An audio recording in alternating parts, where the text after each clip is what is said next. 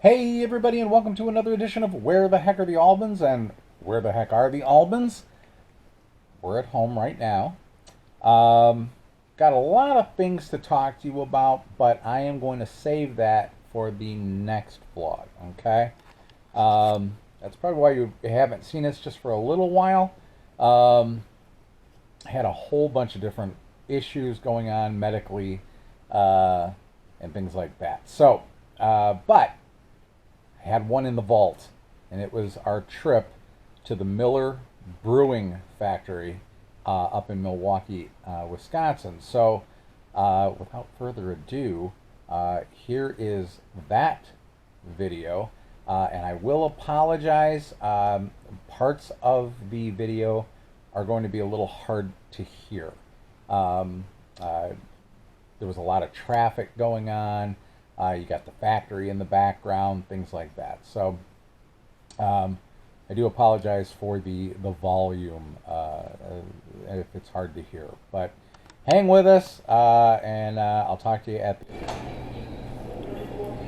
So I can't believe that we're actually here. We are going to take the tour of the Miller plant, the brewery.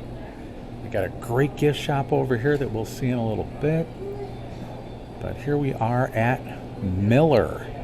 Good morning and welcome to the Miller Visitor Center, where it's always Miller time. That 11 o'clock tour is about to begin. For your Miller time experience, please proceed through the lobby and into the theater, where you'll find your tour guide, Brooke, for today. Thank you for visiting the Miller Visitor Center, and please enjoy the tour. So we're going to start out with a movie, I think, so I won't be able to film that part. So, in that theater, we actually didn't watch any kind of a movie. It was just a place to get a very, very small glass, almost like a shot glass full, of Miller Lite. It was found to be the very first light beer ever made in the world. But we have been warned there's going to be lots of walking today. We do have some stairs to climb, so Becky, we have some inclines today.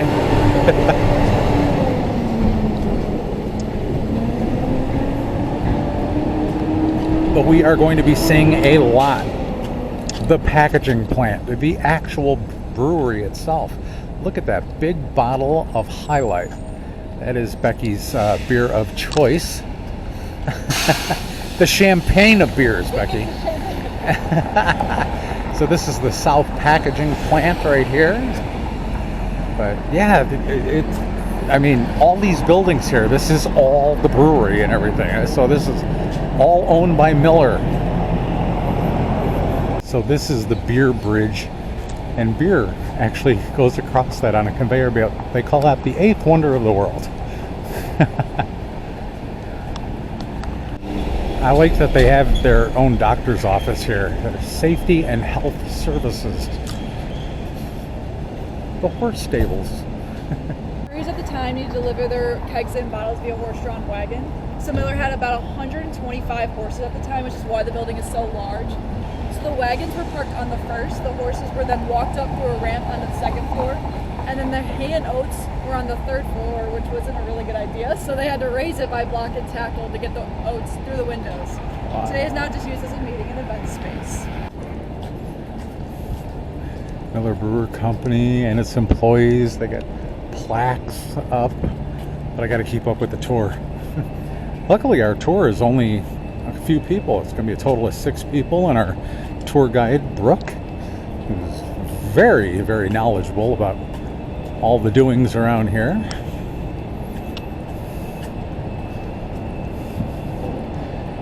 Look at the size of this sign up here. Miller, home of High Life. Holy smokes.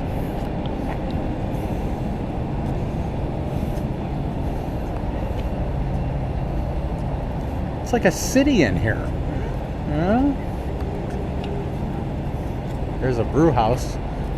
We're going to go into the active brew house now. Unfortunately, he passed away in 1988 right before the first beer was produced there. It was originally designed to have 2 brewing kettles that could hold up to 425 barrels. You can hold a lot more in our bank back there. So that star on top of the building, some people think that's the Star of David. It's actually been associated with beer. The stairs we climb do smell like a 7th grade boys' locker room, and that does not smell really good. But if you do not feel like going up those stairs, it's 56 stairs, so no worries. We have kind of a waiting area. But yeah, you can just wait down here if you don't feel like taking it. We can do it. Don't be a baby. So that's going to be all of our barley. So barley is the very best to smell with everything. What an And unfortunately, I just want to smell it 4 times. what? Oh, you all right, babe? All right. What an interesting smell we've discovered here. Poof.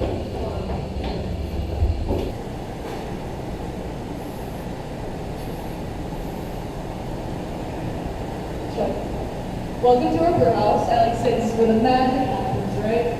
The funny thing is, we actually don't brew beer here, we brew wort. So that's the main component in beer. So for the first part of our brewing process, we are going to start with the floor right above us in our mash tuns. So this is where we're going to combine our cereal adjuncts such as wheat and rye with our malted barley. Now, malted barley, so malt is going to be the soul of beer, giving its unique body, color, and flavor. It's also the primary source of sugar, which we use to make alcohol. So we were malting our barley, and we were trimming that kernel or seed and making it spring, so this allows us to use it in the brewing process. For our barley, it must go through 3 distinct processes. It's going to be steeping, germination, and kilning. Once all of those processes are finished, it's going to go into milling. So milling is going to access those starches within the kernels, and it's going to keep that husk intact. This result is going to be full of grist. So it also allows us to use grist in our brewing process. So in the mash tuns, we're going to use that grist, mix it with water, and it's going to create a mash in our mash tun. So when Frederick Miller came here all the way from Germany, one of the reasons why he picked Wisconsin to build his brewery was because he found high quality water sources such as Lake Michigan. We still use that same high quality water source, but it's tested and tasted regularly to ensure that it meets our high quality water standards. We also have various minerals and salts depending on the type of beer we are producing. So once in the mash tun, it's going to make that grist into sugar. So this allows us to have a thick sugar profile and allows us to balance our alcohol production with sweetness. Once it's finished up in our mash tun, it's going to go into our lauter tun. Lauter tuns are just giant coffee filters separating that liquid from the solid. So the liquid is what we were after, this is going to be called wort. So once it's done in our lauter tun, it's going to go into our brewing kettles. It brews there for about an hour at 212 degrees, which is making this building so hot. This is where the hops are going to be added. So hops bring that spice in the beer. For a majority of our hops, we actually hand pick them in the field, and we actually perform rub tests to make sure they have the perfect aroma. For other products such as Miller Genuine Draft or Miller High Life, we get specialty hops from the Watertown Hop Company. So these hops are clear, light, stable, so this allows us to use clear glass bottles to store our product without needing a line to garnish on top. So once the brewing process is going to be finished, we are going to take out any remaining solid ingredients. So if we were brewing Blue Moon, this is where we're going to take out the oranges and the coriander. So once our wort is cooled, it's going to get sent under the ground via underground pipes to the building with the American flag on top. That is our fermentation center. So it will sit there for about 7 to 10 days. This is where the yeast is going to be added. It's going to eat up all those sugars and it's going to generate alcohol. In my intro, when I mentioned that Frederick Miller came with a pocket full of yeast, I was not kidding. He actually did it. He used the same exact recipes that he brought here from Germany in the majority of our Miller products. So once the alcohol gets turned into alcohol, it's beer, but it's not quite ready yet. So it's going to get sent under the ground again to that big building with the Miller crest on top. You can kind of see a little bit of it through these windows, but so those are your aging cellars. So our beer is going to sit for 4 to 14 days, depending on the type of beer.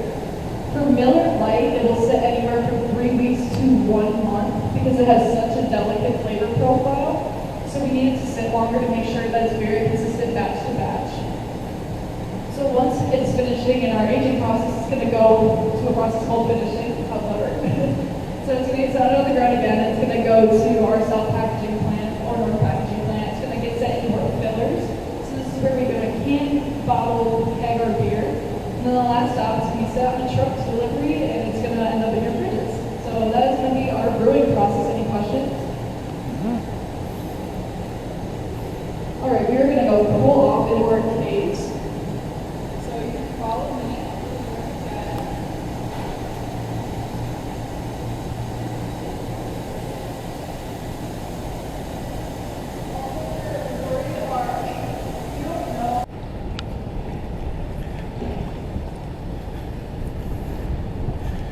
Yes, that was a very unique smell in there.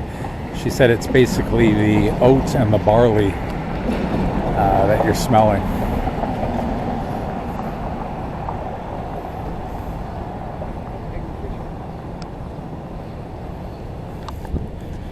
The Miller Inn.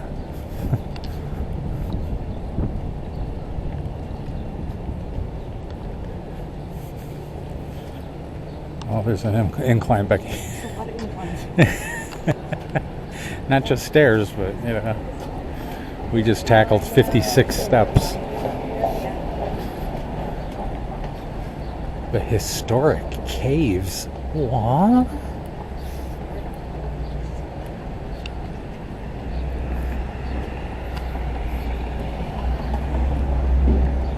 Before we head in, I want to talk about one of my favorite stories about Miller Valley. It has to do with that rock tunnel structure. So for our 100th year anniversary, so it'd be 1955, we reached out to one of the breweries that Frederick Miller worked at back in his early days trying to become a brewmaster. And we were like, you know, it'd be really cool if you could like send us one of your steins, you know, just to commemorate him, kind of have like something to represent him. And they're like, okay, yeah, sure, yeah, we'll bring you guys a stein. Like, awesome, cool. So I guess stein means stone in German. So they sent us a giant stone. This is actually from one of the castles that Frederick Miller worked at. So that's one of my favorite stories about. It's so funny. I don't know. Every time I pass it, I just have to like laugh. Yes, go ahead.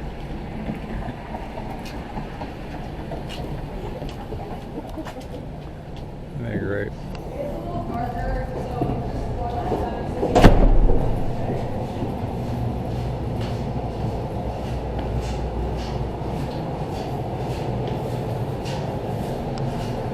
There's a monk. It's very dark in here.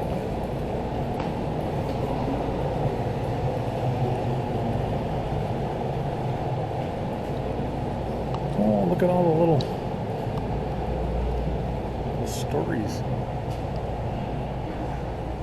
Whoa, look at this. So when Frederick Miller sailed here from Germany, he found an abandoned brewery device. This was originally called the Plank Road Brewery. It was owned by Charles Vest and Gustav Fine, and their sister Maria actually married Frederick Pabst. So we have a little bit of a tie to the Pabst Brewery as well. I used to run an additional 600 feet past that mill on the back, so these caves were really large. We at one time had about 10 similar caves of this size, so they could store up to 12,000 barrels of brew. So we would take large chunks of ice from local lakes and rivers, put them along the side, put some sawdust on them, and it would keep cool here all year round. So this was our method of refrigeration before mechanical refrigeration was invented. So we used this for about 50 years, and then mechanical refrigeration came into play. So in 1906, these caves were closed down and honestly forgotten about. It wasn't until the 50s when Frederick C. Miller, that's Frederick Miller's grandson, he became president of the brewery, so he was running all the operations. So he wanted to do some changes. So he helped build an elevator shaft in our fermentation center, and it actually broke through the roof of the caves, and they rediscovered them. He was like, these are really cool. I want to kind of commemorate my grandfather and make this as sort of a museum as part of our tour. They would have some dinners back here as well. We actually had a couple weddings from like the brewery workers would have weddings here back in the day, along with some dinner as well. So when we rediscovered those caves, we found some tools to your left. So majority of those were Cooper's tools, but some of those were used to harvest grains as well. So Coopers were the men and women who would hand make the barrels so our brew could be stored into them. That display case in the front is from the dark ages of brewing, or as you might call it, Prohibition. So that lasted from 1919 to 1933. Miller survived by making near beers, malt tonics, sodas, syrups, and he actually highly invested in a lot of real estate, which really kept our company afloat during those times. Anything you see here today in the caves. All right, awesome. So we're going to go ahead into our Miller Inn, and I'll give you a little history lesson, we like to call it, but I'll give you some kind of look around. And then we'll be off for our last stop in South Packaging, distribution.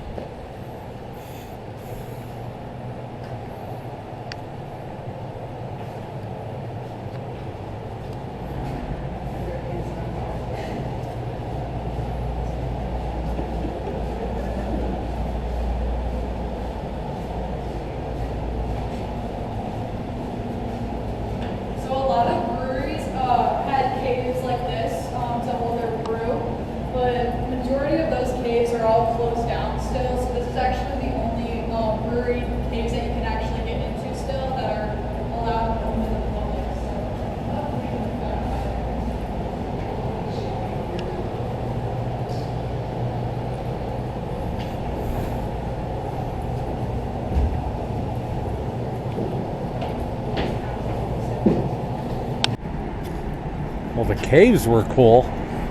Now we get to go downhill.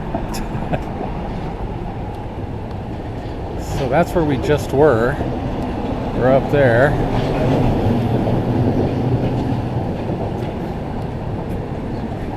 Now we're going into the Miller Inn.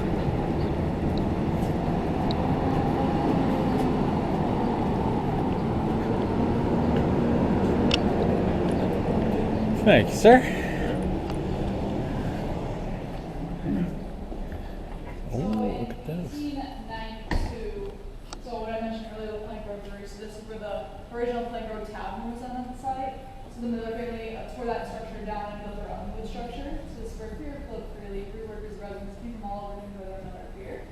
Then in 1898, they tore down that wooden structure and built the current brick structure that we see here today. So that was completed with a rooftop beer garden, billiard tables on the second floor, and that long hallway actually used to be a bowling alley. But then Prohibition hits, right? So we start to lease it out to innkeepers. One of the innkeepers' name was Hans. He was mainly the only innkeeper we leased it out to. So he converted the whole second floor into his own kind of like apartment style, and the whole first floor was just bar style beds that went 3 levels high. So this is where, if you were passing through Milwaukee, this is where you would come and relax. And unfortunately, we couldn't. It would be more like a beer and breakfast if we were allowed to serve beer during Prohibition, but it was, unfortunately wasn't. So after Prohibition ends, so Frederick C. Miller again, I mentioned that's the grandson. So he wanted to kind of create a true authentic Bavarian style beer hall. So you had all the chandeliers, custom stained glass windows, all the steins imported from Germany. He also had Frederick Miller's wedding stein imported from Germany as well. And then he kind of just put plank floors over the bowling alley. It actually still exists under the floor today. We just have not taken them out, and we actually have to replace the plank floors like every winter because sometimes the water just kind of messes up the wood. Yeah, so I mentioned earlier we had sometimes at weddings in the caves, and this is used as the reception area, but it was used a lot more before COVID, and then after COVID, we haven't really gotten that much interest Look in at running this. out. We love to kind of kickstart that again and try it out. So yeah. This is the entire region I in a always think the model. tap handles are really cool. The cactus is my favorite. I think it's so unique. But yeah, this is I think Miller High Life. We did a campaign in here with I think it was Bobby Porch Jr. from the Bucks, and they used this diagram like a commercial. It's a little it's not like correct, but we still have it in here. What Like year it's is this supposed yeah. to be? 1903? No. Yeah, 1903. It's not like really historically accurate, but we still have it in here. It's pretty cool. Close enough. Yeah, right? Before we, Yeah. There's a handwritten letter from Frederick Miller to his son Ernest in there. I haven't read it, but I've heard people think it's cool. Does anyone want to guess what the circles on the stained glass window are supposed to represent? I like the cactus one too. Oh, and I like the guitar.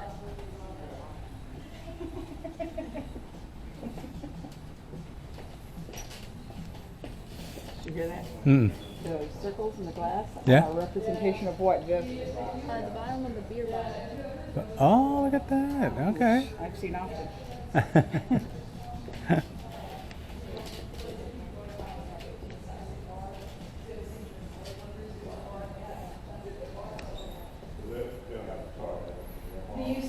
They used to have tours. Some of my coworkers actually used to give tours there, but yeah, I don't think they do tours anymore. But they definitely, I think they have kind of like a bar area. Becky, this bar was made for you, especially the center. Every year they put those champagne bottles out, Yes. and I've yet to get one. Yeah, they do have a champagne bottle full of beer.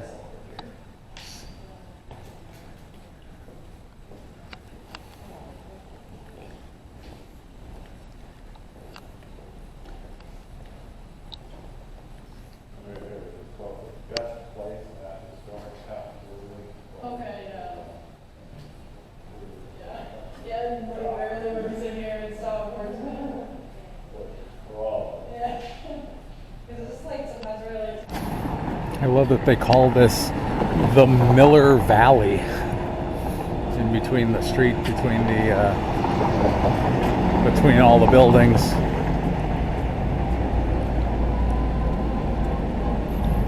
The engine room. And we don't know how much beer he had to drink, but it was definitely a lot because he ended up getting lost from his friends. So he was kind of still a little drunk, and he ended up kind of being starved, dehydrated, and he hallucinated a girl sitting in a plastic bag. Lucky for us, she was holding up beer and winning at the same time. So she was putting the way to civilization. So when he started following her point, he ended up back into his town. And so he came back to Wisconsin, drew her up, and she's been a part of our family since 1903 and on our bottle since 1906.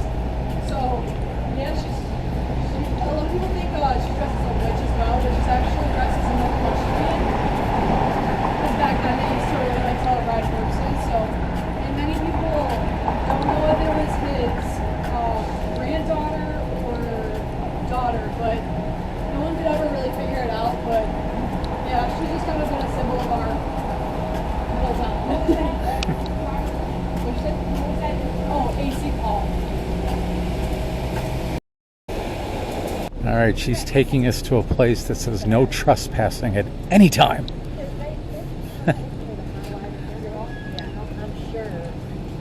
But since we're with an employee, we're not trespassing.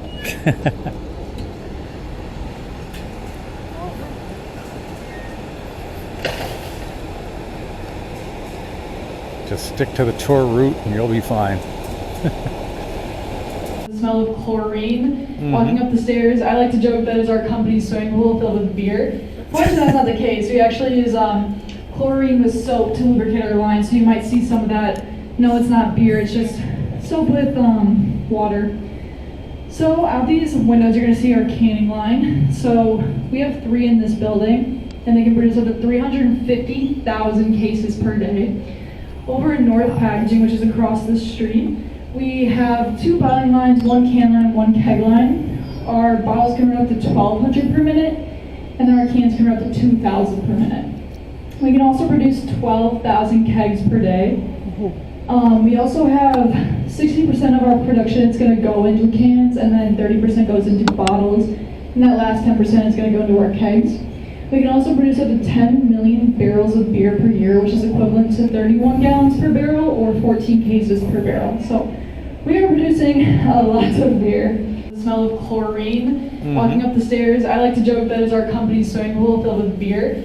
Fortunately, that's not the case. We actually use chlorine with soap to lubricate our lines, so you might see some of that. No, it's not beer. It's just soap with water. So out these windows, you're going to see our canning line. So we have 3 in this building, and they can produce up to 350,000 cases per day. Over in North Packaging, which is across the street, we have 2 bottling lines, 1 can line, 1 keg line. Our bottles can run up to 1,200 per minute, and then our cans can run up to 2,000 per minute. We can also produce 12,000 kegs per day. We also have 60% of our production is going to go into cans, and then 30% goes into bottles, and that last 10% is going to go into our kegs. We can also produce up to 10 million barrels of beer per year, which is equivalent to 31 gallons per barrel or 14 cases per barrel. So we are producing a lot of beer. There's also, so for most of our cans and bottles, they're going to go through a process called heat pasteurization. So heat pasteurization is that process of that filled can or bottle going through a temperature of 34 degrees up to 145 and back down to room temperature, so they get a nice warm bath. So this is going to eliminate any impurities, any bacteria. It also extends our shelf life and allows us to not need refrigeration for storage.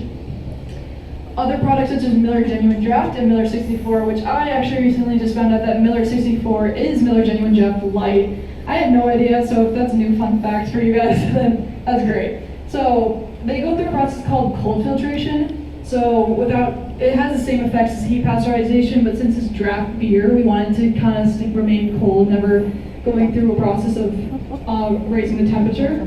So since we only do cold filtration, it still remains true draft beer in a can or a bottle. For our kegs, they also go through just a filtration process, but they need refrigeration for delivery.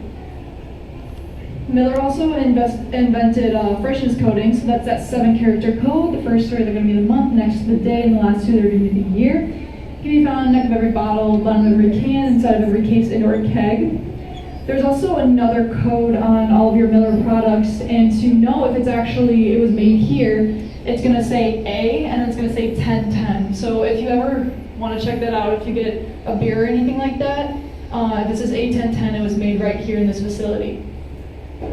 We also have invested in cardboard and paper barrels. So you'll see that cardboard gets shot up through the tube, and it goes into basically kind of a dumpster bin. But we don't throw it away. We give it to this company in La Crosse, Wisconsin, and they use it to generate electricity for surrounding areas. So it's pretty cool. We also have 11 computerized palletizers. We unfortunately don't get to see those, but that's how we shrink wrap our products to get it ready for distribution. So it has very unique patterns to have maximum stability, and it allows us to make sure that our cases are strong and stable to move on to our distribution center. As we walk down, we'll kind of passing these windows. Just follow me. I'll give us some more time to look around. But when I reach that door, I'm gonna have to pull out some safety gates, which I mentioned earlier. So just wait for me patiently, and then first person in line, if you could just guide them a little bit through halfway in the glass room that we're gonna go into. You'll see it when we reach the stairs, but. Any questions about anything you see? So I have a question. I do have a question. Yeah. I'm going to test your knowledge. Oh gosh. You said that the 10 was the AA? Yeah, That it's is here. A1010. Yeah. A1010. Okay, so how many facilities are there out there that we make have Miller? 5. So it's gonna be Fort Worth, Texas, Trenton, Ohio, Elkton, Virginia, and Albany, Georgia, and then Golden, Colorado. So we have Okay. 5 major breweries in the United States. Okay, excellent. And See, it then- wasn't such a test after all. Yeah, so. right. It's actually in the script, so you can Yeah. do it. Yeah. So that's originally how we would use the apple bottles. So we would have 7 would fill them. So it would be by hand, and we would fill them, and then we would only have 1 capper. So we have to come individually cap the bottle. We only made about 600 bottles of beer back in the day. Now we make 600,000 cases a day. So Wow. quite a jump. Yeah. Also, all these pallets, so those are all the can lids. So we're looking at about 14 million can lids right in front of us. This is one of our packaging. So right in that kind of glass room, you'll see it getting basically packaged by a computer, and then it's going to bring it up this ramp. It's like a little roller coaster for beer. I like it. Right, yeah. Whee! Man, the cases of beer have all the fun. Yeah, right? Sometimes we have this line running, but unfortunately it's not running right now. The other line. Oh, yeah. Also, I actually recently found this out as well. So, for Blue Moon, they have their own specialty keg line that no other kegs can go on. I don't know why, but I think it's because Blue Moon kegs are they're less alcohol than normal kegs. So they have to go through like their own special kind of kegging process. So is it depending on the day which beer they're making, or will Yeah, we see on these lines? I would say like we don't really know like what beer is gonna be brewing, but it's majority gonna be so like Coors Light is usually running because that's our best seller. So it's we have more demand for it, but yeah, honestly, it kind of just depends. Like usually we'll have shift changes, and then it takes 30 minutes to clean the lines, and then we'll switch to the next beer. Okay. But I don't unfortunately have no way of like knowing, but yeah, I would say most of the time you're just gonna see Coors Light, and then other like products just like Highlight for Miller Lite, because those are like best sellers, I would say. Gotcha. It smells so good.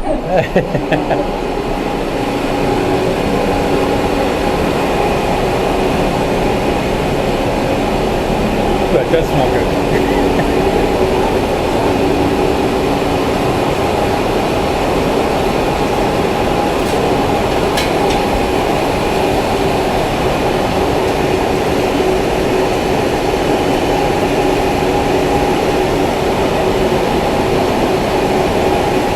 You can walk about halfway and have like room area. Okay. So she said we walk about halfway down.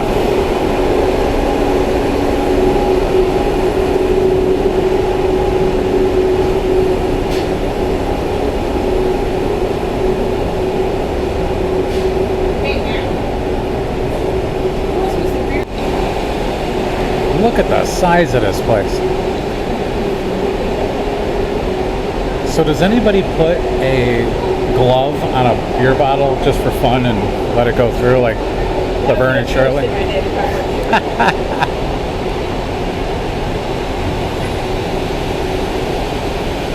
at the pictures from the past. Look at that. That's awesome. The High Life Cruiser.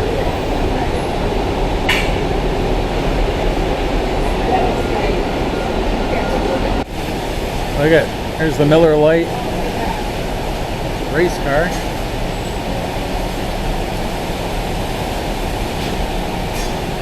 Driven by Rusty Wallace.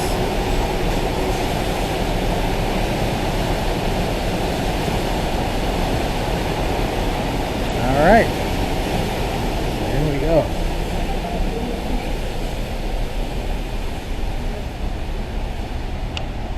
There's all the different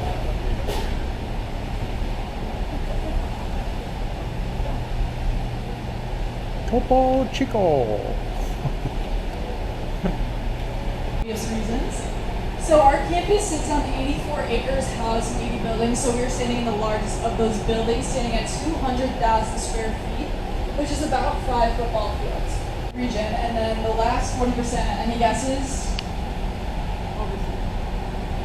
Chicago. Not even Illinois, just Chicago. So they are our biggest buyer. So with our 23 loading docks, each truck can hold about 2,000 cases of beer, and on average we have about 180 trucks coming in and out of here daily. I like to make a little analogy because it doesn't seem like a lot, so we're gonna make. How did you like the tour? This is awesome, huh? And Brooke was awesome. So you cannot bring backpacks, purses, things like that into the brewery. So, but they do have these little rental stations here. Makes it nice. They do have a little indoor bar here as well. But check out this motorcycle. They got 2 cool motorcycles here. They got the Miller Lite chopper. I got caught. They got this Miller Lite chopper. That's pretty darn awesome.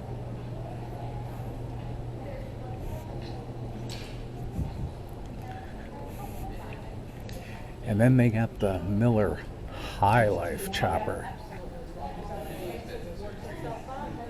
Look at that bad boy, huh? Awesome. So let's venture into the gift shop. It's Miller time. So any kind of product that they make, sell, so forth, you can buy a t-shirt, hat. I like this Leinenkugel's Camp Summer Shanty. You can even buy the different handles and stuff like that. I like the canoes.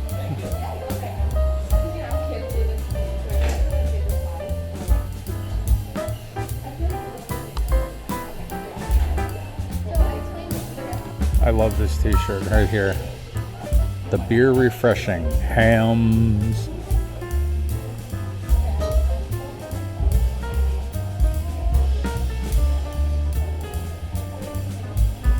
Just a really nice gift shop.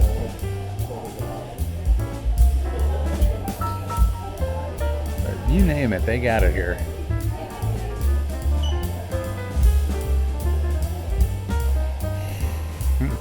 I like this one. A day without beer is like, just kidding, I have no idea.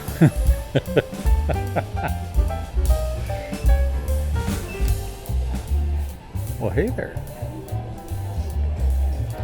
Oh, I think you might have to get one of these for Becky.